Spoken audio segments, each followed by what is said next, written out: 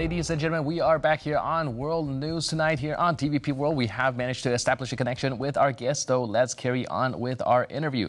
Now, just to reiterate, Germany is now facing a political crisis as Chancellor Olaf Scholz's governing coalition has collapsed amid deep budget deficits and a growing far-right movement. Now, with the Christian Democrats leading in polls but unlikely to govern alone, Germans are heading towards a snap election that may redefine the country's political landscape. Joining us today on TVP World to discuss this is Jan Zielonka, Professor of European Studies at Oxford University. Hello, Professor, and welcome to TVP World. Nice to be with you. So can you help us break down what are the main factors that led to the collapse of Scholz's coalition government? And what does this say about Germany's current political climate? Well, formally, it is about budget. The Germans take budget seriously, which is not the case with all European countries. But I think the main reason is political. The government is unpopular, and the Liberal Party, which is a party that joined various kind of coalitions in the past, on the left, on the right, and all other, like PSL a little bit in Poland, decided that continuing this coalition it doesn't work for them, and they may be better off with new elections, new government. Right. So like you mentioned, aside from budgetary issue, the coalition has been, well, growing unpopular. Now, when it comes to this snap election, how might this move address the political instability that's already taking place inside of Germany? Well, these things so usually go together. If there are economic problems and a lot of political dissatisfaction, that parties try to position themselves and fish in troubled waters. After all, parties are selfish. They not necessarily care about European situation or even the situation of German democracy. They just want to be in a position which is better than the current one. Right. And speaking of wanting a position that is better or perhaps different from the current one, we do see the AfD party gain a lot of ground recently in Germany. What factors do you think is driving this support? Is it because of the unpopularity of the existing parties, or is the unpopularity of the existing parties due to the rise of parties like the AfD? The same things happen in most European countries, and as we have seen in America, there are local variations, but they basically point to the crisis of liberal parties from the center left and center right, and they just fish in troubled waters,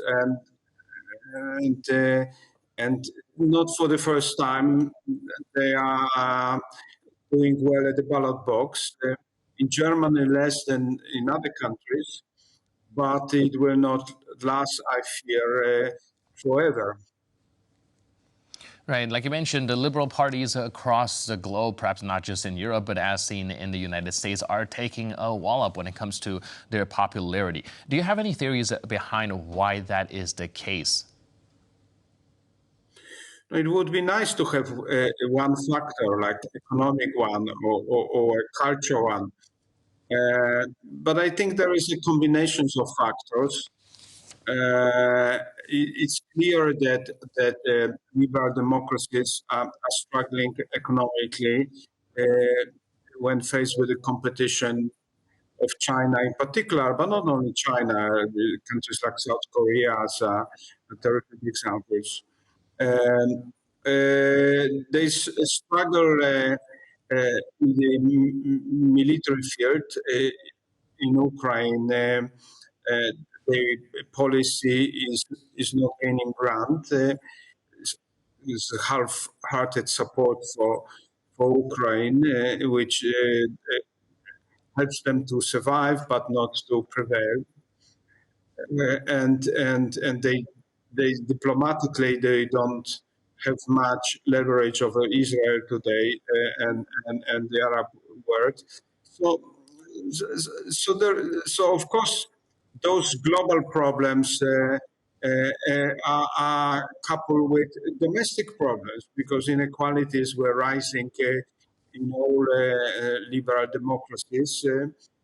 Because there was no solutions to address climate change. And now we are faced with a bill to deal with the problem of environmental degradation, which those who are worse off don't want to pay. And there is a problem of democracy as such that it's struggling with the pace of the digital era. Because democracy is based in the nation state, and most problems are either local or transnational. And democracy is about slowing down decisions, while in the internet era, decisions are being taken in the fractions of seconds. Billions change hands globally, and governments struggle with this. Whoever is in charge is having problem with this. So we can continue. We can pose to the problem of the revival of nationalism, which is kind of in Europe in particular ironical because European integration was supposed to get rid of the ghost of nationalism, and we have the greatest wave of nationalism since the Second World War. So, and one asks yourself, how come that this cultural symbolic politics prevail over real politics? But sometimes we simply are not unable to rationally steer movements which are going out of hand. Right, that's very So interesting. there And is a well, mixture of mistakes and general trends which we don't know how to control. right, like you mentioned, there's a rise in the nationalist movement, and you also brought World War II. Well, this year marks 35 years since the reunification. How do you think today's division reflect on Germany's evolving national identity since the fall of the Berlin Wall? Well, for many years after the horrific experience of the Second World War and Holocaust, Germans defined their identity in European terms rather than national. But for some time already, they talk about national interest. They still believe there is a synergy between European and German interests. But we have seen during financial crisis or migratory crisis that the synergy is theoretical, and they they took decisions affecting other countries within Europe with not much consultation. All right, and given the rise of the AfD party, well, Germany's most mainstream parties have already largely excluded AfD from forming a coalition. But do you think that this is a sustainable approach, given that the party is gaining ground and growing in support? Well, I cannot say what will happen in Germany within a year or a few months after these elections. I can only say that I have seen first in Austria liberal parties saying that they will not form coalitions with York Haider, and Schuster has done it. Recently in Holland, they said we will never go to one government with Wilders. And when he won elections, okay, the only things they insisted that he's himself not a prime minister, but otherwise he controls the current coalition there. So, and we also observe a very worrying trend that center-right party in particular, they adopt the narrative of this extreme right. If you think about the discourse about migration or security, you see that it's certain liberal ideas are evaporating from the public discourse for good or wrong reasons. All right, so this snap election going forward might actually be pretty pivotal for German politics. Thank you so much for your input and insight. I really appreciate it. And thanks for being with us on TVP World. Thank you.